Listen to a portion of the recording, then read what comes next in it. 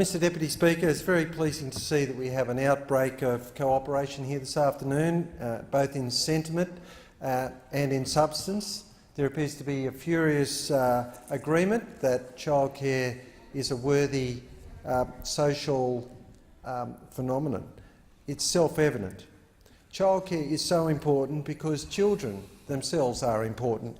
They're our greatest asset, whether as a parent or collectively as a nation. So we do look after them. Good parents do instinctively. The other issue that's important for the nation is female workforce participation, because we are an ageing population and we need more people in the workforce if our economy is to grow, and there's vast skills in the female workforce. It's also important for families, because it's not a question of whether it's good for the economy of the nation. It's vital and important for that family that they have a second income, just to cope with mortgages, which in the capital cities and metro areas are expensive, enormously expensive. Even in the regions, mortgages are expensive, so they have no choice. They need to work. It's also important for the mothers, for their health and well-being too, to use the skills that they've learnt in years of training in either vocational training or higher ed.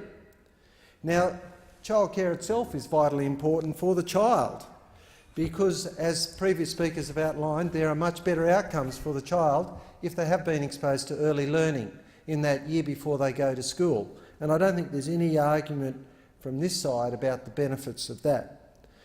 Whether they're learning social skills and preparing themselves for the socialisation that needs to be in place for a child to learn effectively, or for some children in some situations where they have no siblings at home.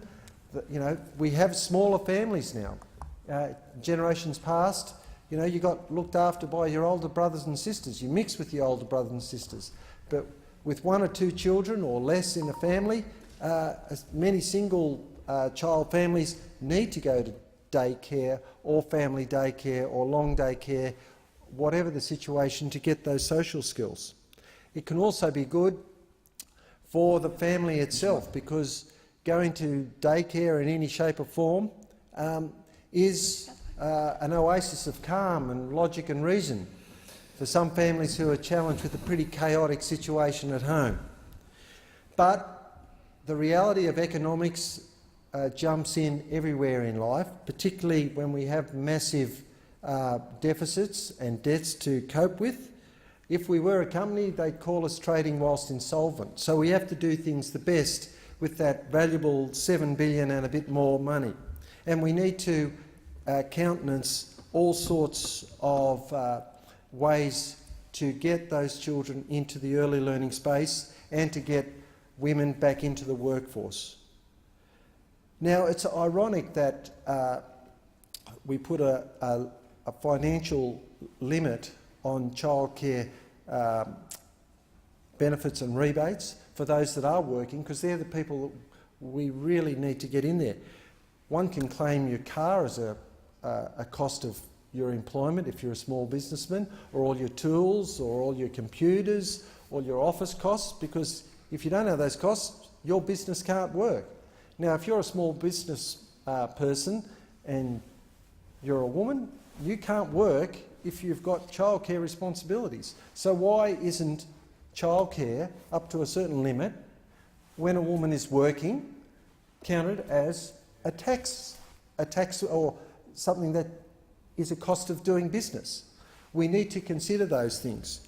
If someone is working at home so that the other person can go out to work, why isn't income splitting allowed if it means you are not drawing on the Commonwealth purse to subsidise childcare?